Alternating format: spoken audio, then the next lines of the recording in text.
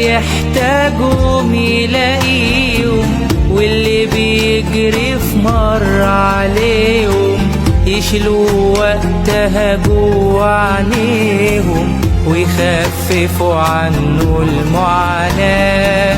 اللي بيحتاجهم يلاقيهم، واللي بيجري في مر عليهم يشيلوا وقتها جوا عينيهم ويخففوا عنه المعاناة.